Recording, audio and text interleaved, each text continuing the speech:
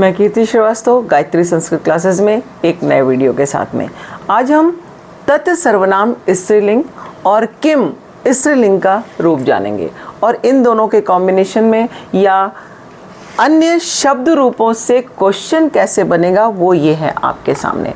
अब तत् सर्वनाम देखिए स्त्रीलिंग में सा, ते, ताहा, वे, वह, वे दोनों, वे सब, का, के, काह, कौन, कौन दोनों, कौन सब। जिस विभक्ति और जिस वचन का शब्द होगा उसका प्रश्न उसी विभक्ति और उसी वचन से बनेगा। अब ताम, ते, ताहा, उसको, उन दोनों को, उन सबको। द्वितीय विभक्ति का शब्द को से बनता है अर्थ।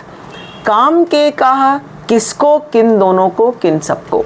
अब तया, ताभ्याम, ताभी, उसके द्वारा, उन दोनों के द्वारा, उन सब के द्वारा।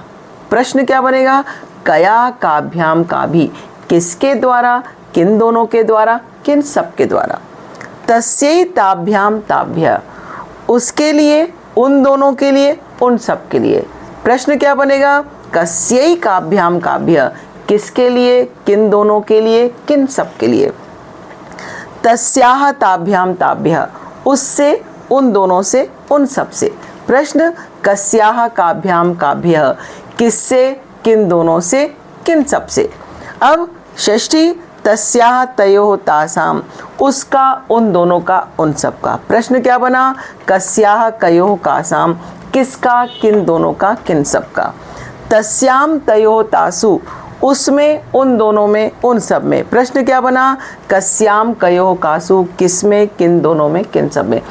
इस तरह से किसी भी स्त्रीलिंग के शब्द के रूप में जब हम प्रश्न निर्माण करते हैं तो इन शब्दों का प्रयोग होता है। जिस विभक्ति का शब्द होगा, अगर चतुर्थी विभक्ति का शब्द है तो हम क्वेश्चन इससे बनाएंगे, इन सब से बनाएंगे। प्रथमा विभक्ति के किसी भी स्त्रीलिंग के शब्द का रूप का हम प्रश्न इससे बनाएंगे। द्वितीय विभक्ति के शब्दों का हम क्वेश्चन इससे बनाएंगे।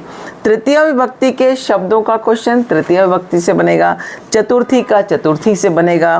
पंचमी का पंचमी से बनेगा। षष्ठी का षष्ठी से बनेगा और सप्तमी का सप्तमी से बनेगा।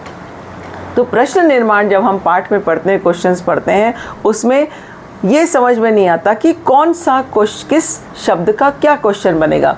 वहाँ पर जो हम आपको विभक्तियाँ बता रहे हैं, द्वितीय विभक्ति के नियम, तृतीय विभक्ति के नियम, चतुर्थी पंचमी के नियम आगे आने वाले वीडियोज़ में मैं बताऊँगी।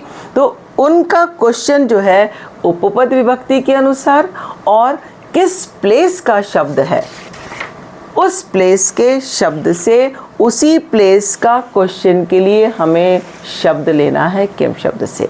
तो और अधिक जानकारी के लिए गायत्री संस्कृत क्लासेस से जुड़े रहिए। लाइक करिए, शेयर करिए, सब्सक्राइब करिए और कमेंट ज़रूर करिए कि आपको क्या चीज़ अच्छी लगी, क्या अच्छी नहीं लगी। बिना कमेंट के मैं आगे नहीं बढ़ सकती। बढ़ती जाऊंगी, बताती जाऊंगी, लेकिन मुझे नहीं समझ में आएगा कि आपको कितनी बातें समझ में आई। तो वीडियो को सब्सक्राइब ज़रूर करें। धन्यवाद।